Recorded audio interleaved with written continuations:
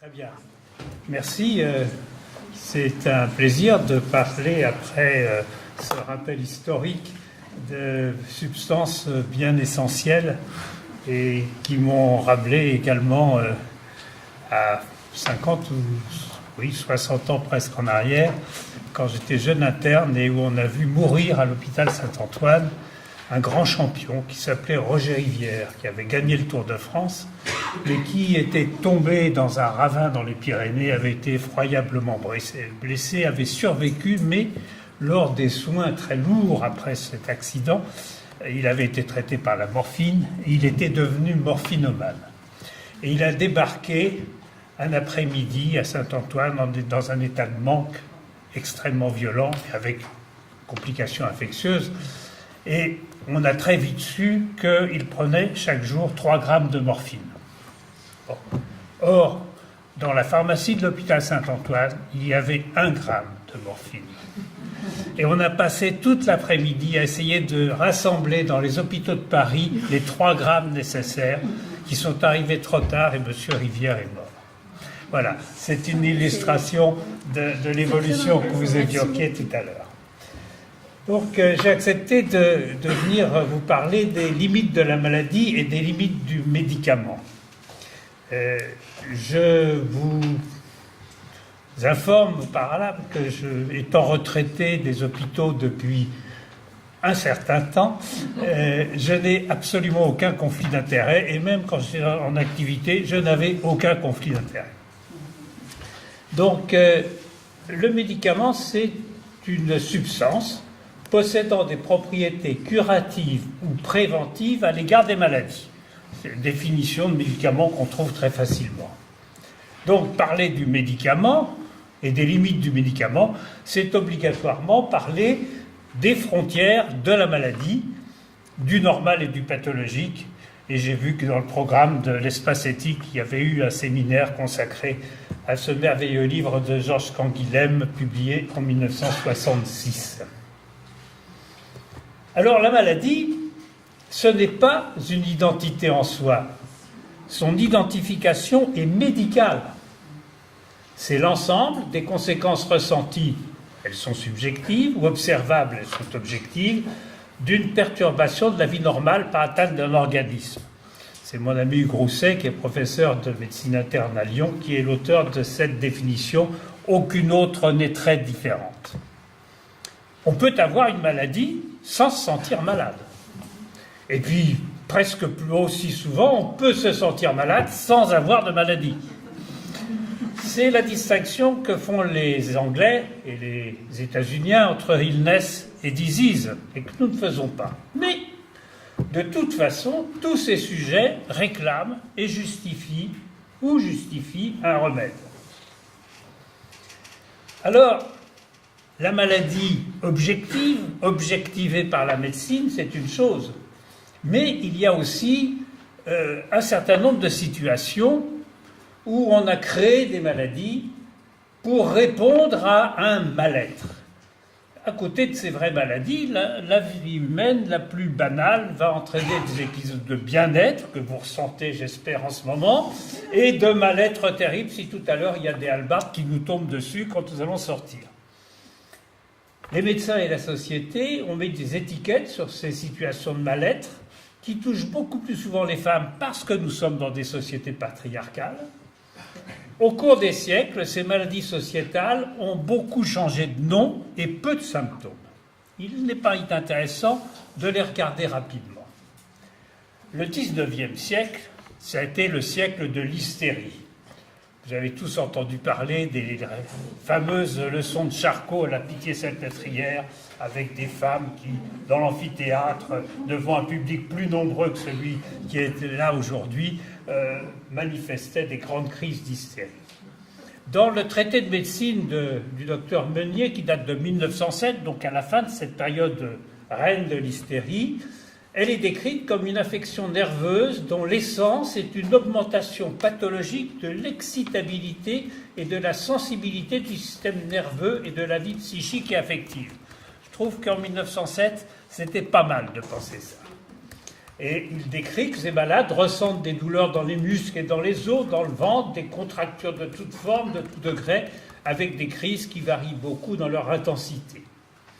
Si on va presque un siècle après, en 1974, on est déjà dans la médecine dite moderne, et le traité de médecine pathologie médicale d'Henri Péquignot signale que sous leur grande forme de crise classique paroxystique, l'hystérie n'existe pratiquement plus dans nos cultures. Mais il persiste des symptômes neurologiques fonctionnels. Reste à se demander, dit l'auteur, si les frontières entre hystérie, hypocondrie, troubles psychosomatiques existent. Mais le XXe siècle, l'hystérie s'était dépassée. Vive la spasmophilie! Le nouveau traité de pathologie interne qui a été édité par André Lafitte et Charles Laubry en 1933, on est au début de la spasmophilie, et on constatait une affection rare, qui était déjà rare, qui est toujours rare, qui est l'hypoparathyroïdie. Affection organique pendant laquelle se surviennent des crises spasmodiques de contracture, qui sont la tétanie. Et on s'est rendu compte que certains sujets avaient des choses relativement voisines, mais sans faire de vraies crises, et on appelait ça la tétanie latente. Et voilà la première définition d'un traité français de la spasmophilie. Dans les tétanies latentes, les crises de contracture manquent, seul le tempérament tétanique est retrouvé, des spasmes viscéraux localisés, une irritabilité. On donne à cet état le nom de spasmophilie. 50 ans plus tard, dans le traité de Péquignot, il y a peu de choses. Et pourtant, en 1964, des spasmophiles, ça remplissait les consultations. L'interrogatoire, dit-il, ne retrouve pas d'accès hypertonique, mais l'hypothymie, migraine, manifestation névrotique. Et puis, en 2004, dans le livre de médecine de Pierre Godot, qui est la Bible à ce moment-là de la médecine française, il y a 17 mots en tout et pour tout qui sont consacrés à la spasmophilie. Les voici, c'est au chapitre troubles anxieux, ou des crises dites de spasmophilie correspondant en fait le plus souvent à des attaques de panique. La spasmophilie va passer de mode. Mais le XXIe siècle va pouvoir bénéficier de la fibromyalgie.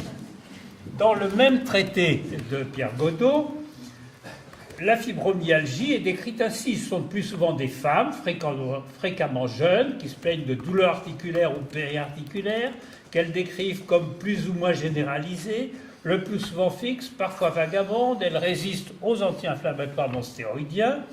On décèle souvent des douleurs au palpé, de sorte que ça a permis à l'American College of Rheumatology, je sais, alors ça c'est du solide, de décrire des critères diagnostiques. Un bon nombre ont des petits signes de tétanie, signes de Chvostek, des multiplets à l'électrobiogramme, qui vont les taxer de spasmophiles. L'interrogatoire approfondi révèle les indices d'un état névrotique, généralement de type hystérique. Vous voyez, dans le même paragraphe, on relie totalement et parfaitement la fibromyalgie, la spasmophilie et l'hystérie. Alors qu'elles en avaient plein d'eau, en fait. Et puis, beaucoup plus récemment, en 2017, il y a une étude qui a été publiée par Florence Laroche au Congrès de l'Art. C'est une enquête de 4516 femmes qui se disent atteintes de fibromyalgie. Femmes, 93%. 48 ans, un délai diagnostique important. Et ce qui est intéressant, c'est quelles sont les comorbidités.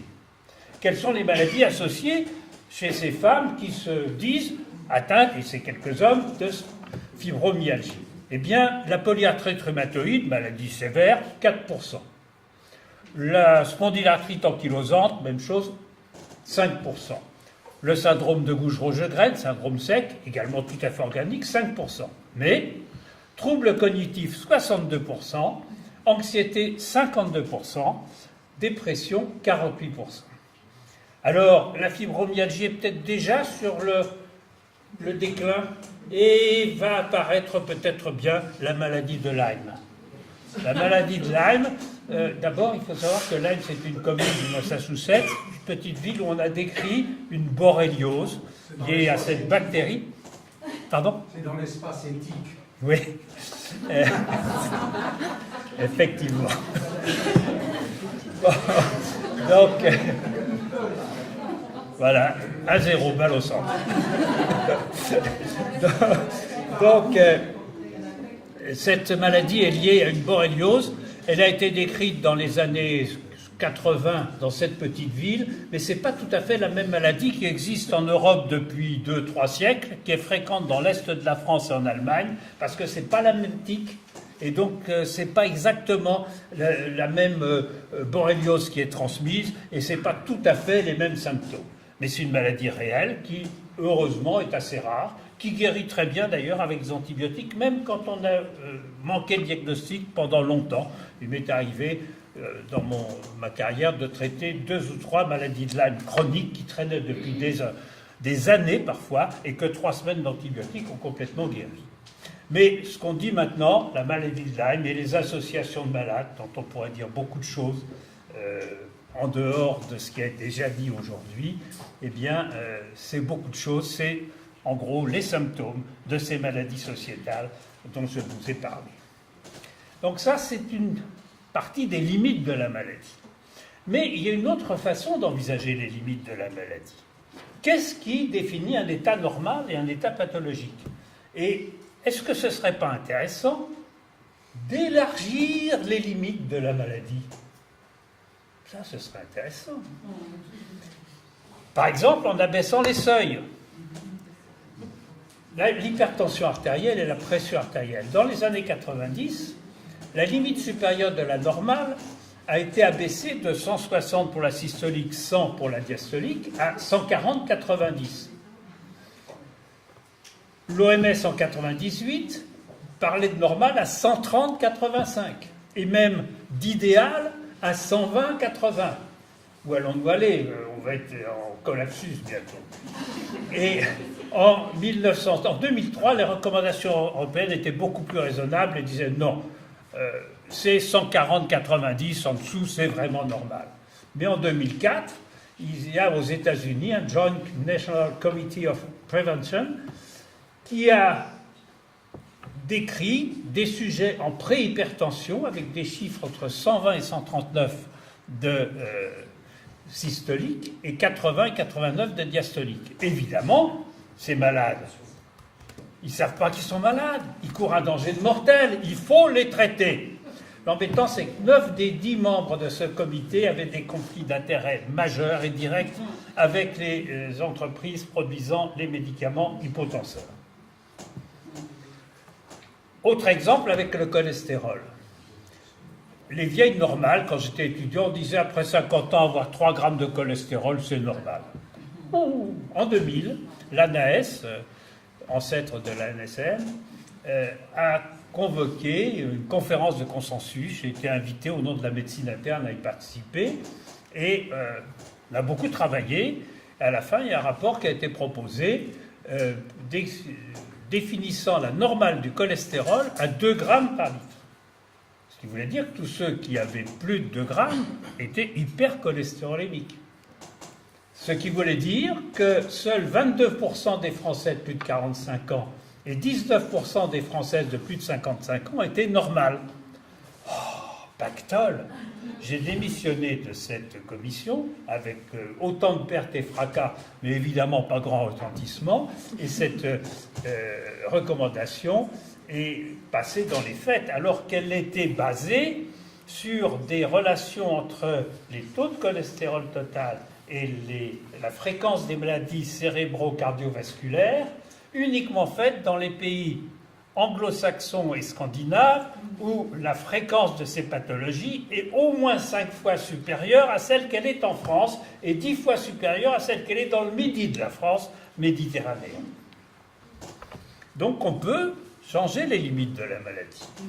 Et puis, les psychiatres font encore plus fort en transformant le normal en pathologique. 2 exemples tout à fait remarquables. C'est d'abord les troubles d'hyperactivité et déficit de l'attention et hyperactivité, qui étaient définis de façon assez stricte dans le DMS, c'est le Diagnostic and Statistical Manual of Psychiatry, qui est la production des psychiatres américains. Eh bien, ils ont élargit les critères. Et il s'attendait qu'en élargissant les critères, il y aurait 15% de malades en plus. Il y a eu 200% de malades en plus. Et puis la caricature, c'est ça. Vieillir maintenant, c'est un trouble neurocognitif mineur.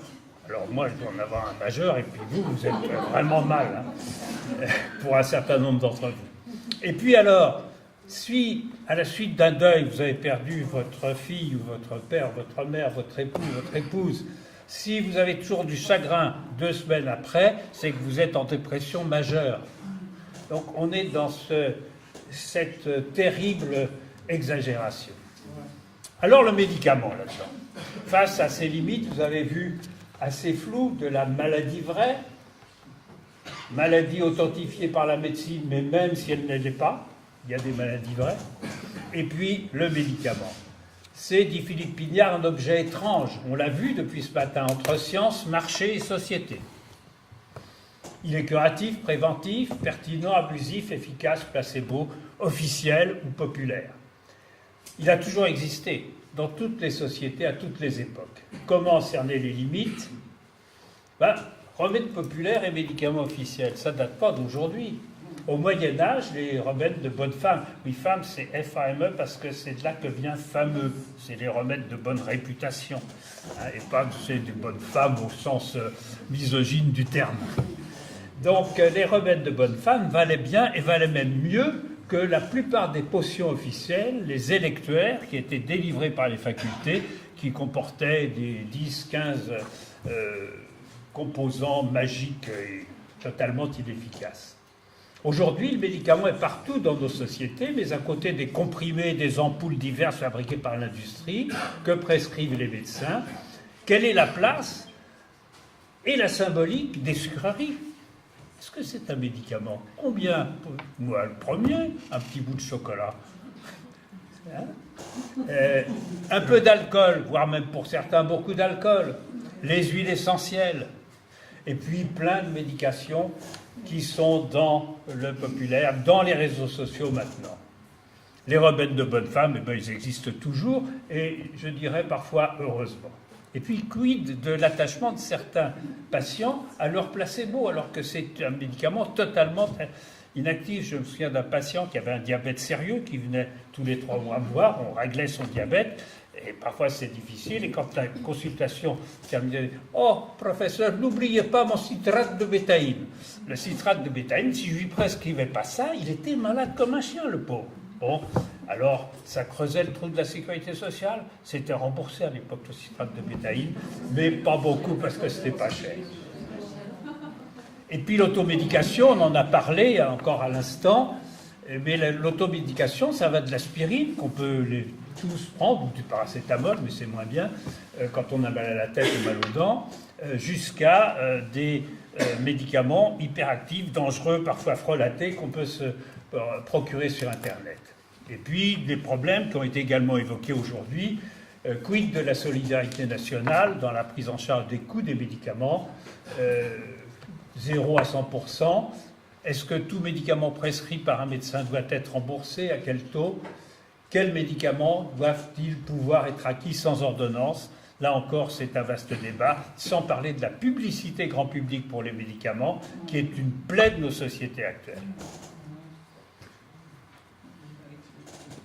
Aujourd'hui, un médicament scientifique doit faire la preuve de son efficacité, et en France, c'est la commission de la transparence de la HAS qui est chargée de ça, en évaluant et réévaluant le service médical rendu, qu'elle compare à l'idéal au traitement de référence, et quand il n'y en a pas, au placebo. N'est reconnu comme médicament que les substances ayant fait leur preuve de leur efficacité. Mais n'oublions pas qu'aucune substance active, c'était dit tout à l'heure, n'est dépourvue d'effets secondaires objectifs et subjectifs, qu'un médicament inactif, le placebo, n'est pas dépourvu d'effets secondaires. On l'a vu aussi avec l'histoire du lévothyrox. Un placebo est parfois, on l'a vu également, souvent nécessaire à l'efficacité de la prise en charge médicale. Et les vrais médicaments, eh ben, parfois on se demande s'ils méritent leur nom. Les MeToo, quand il y a une molécule active, prenons les statines, il y a 2 médicaments initiaux qui sont la simvastatine et la pravastatine, et puis il y en a une dizaine qui ont été fabriqués. tous ceux qui ont été fabriqués après sont plus chers, moins efficaces et ont plus d'effets secondaires. Donc ils ne devraient pas exister, ça ne devrait pas être des médicaments. Il y a des médicaments qui sont vérifiés inefficaces, comme ceux de la maladie d'Alzheimer, dont la commission de transparence a recommandé le déremboursement pour preuve d'inefficacité que la ministre de l'époque s'est opposée à ce déremboursement. Donc ça pose des problèmes. Et puis les maladies inventées, c'est la Ritaline qui attendait désespérément qu'il y ait une indication, le DMSS avec les troubles de l'attention et l'hyperactivité, il y a pourvu. Il n'y a pas des millions d'enfants français qui prennent de la Ritaline, il y a des millions d'enfants états-uniens. L'économie doit-elle passer avant le soin? Alors que faire? Il n'est pas envisageable ni souhaitable, je pense, de supprimer tous les médicaments peu actifs ou les placebos. On en a aussi besoin. On ne peut empêcher l'existence des remèdes divers vivant au gré des modes, mais il faut, je crois, privilégier les médicaments essentiels. C'est là-dessus que je voudrais terminer. Les médicaments essentiels, ça a été promu par l'OMS, la première liste en 1977, d'abord destinée aux pays en voie de développement ou de sous-développement. Puis recommandée pour les pays industrialisés, seule la Suède, en 2018, a une liste efficace, qui varie selon les années entre 250 et 300 molécules. En France, dans les années 2010, avec 9 autres collègues internistes, nous avons préparé et publié en août 2013 une liste de 100 médicaments essentiels. Avec ces 100 médicaments essentiels, on avait parfaitement conscience qu'on ne couvrait pas toute la thérapeutique, qu'elle était incomplète, mais on était convaincus, avec les études que nous avions pu faire, de couvrir autour de 90% des pathologies observées en France, des plus graves aux plus bénignes. Ce travail a été amélioré en étant validé par non plus 10, mais 102 internistes français.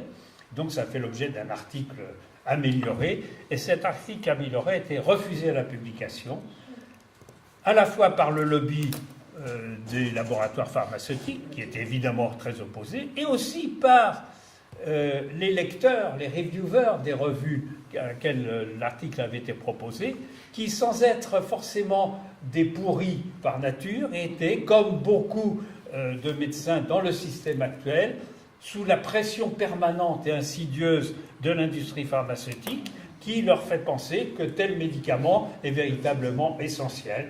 Et les critiques des lecteurs, dont les liens d'intérêt n'étaient pas précisés, étaient édifiantes à ce titre. Malgré le lobbying du LEM pendant l'été 2015 pour faire en sorte que le Sénat supprime du projet de loi de santé l'article consacré aux médicaments préférentiels, le LEM n'a pas gagné ce coup-là. Le Sénat a voté cet article et il est passé dans la loi. Alors, où en est-on? Eh bien, loi janvier 2016, réunion du collège de la HAS en mars 2016. Madame Buzyn vient d'être nommée à l'époque, non pas ministre, mais directrice de la HAS. Et elle dit « Oh, moi j'arrive, je ne connais pas bien le dossier, on reporte à la prochaine commission. » La prochaine commission, c'était, prochain collège, c'était au mois de septembre. Là, on a découvert qu'il n'y avait pas de femmes dans le collège de la HAS. Il fallait dissoudre et le reconstituer à la parité. Donc c'était le problème. D'ailleurs, le rapport d'activité 2016 de la HAS, qui est paru en juillet 2017, donc il n'y a pas si longtemps, ne fait aucune mention aux médicaments préférentiels, sauf les 2 lignes qui rappellent l'introduction de la mission confiée par la loi dans l'introduction, mais rien d'autre par la suite. Mais ça a peut-être changé, puisque j'ai lu tout récemment qu'avait eu lieu, le 23 janvier 2018, un comité d'interface HAS-LEM. Il y avait 3 points à l'ordre du jour. Le 3e, c'était évaluation des stratégies les plus efficientes et liste préférentielle de médicaments, méthode de travail, description par la HAS. Alors moi, je me suis demandé naïvement si c'était très bon de confier l'évolution de l'efficacité d'un produit à son fabricant. Pour conclure, nous disposons aujourd'hui de remarquables médicaments. Mais si toutes les molécules actives ne méritent pas le nom de médicaments, et bien des substances peu actives soulagent de nombreux malades, dans tous les cas. Maladies graves, plaintes fonctionnelles, maladies sociétales, Dans tous les cas, l'écoute, la qualité de la relation patient-malade optimise la prescription et peuvent faire des miracles, parfois sans médicaments, avec un simple placebo. Les miracles n'ont pas lieu qu'à Lourdes, et il y en a de réels à Lourdes, mais il y en a de réels dans les cabinets médicaux quand on a un bon médecin. Et le vrai médecin clinicien, médecin attentif, empathique, c'est le premier des médicaments essentiels, et c'est même tout simplement le premier des médicaments. Je vous remercie.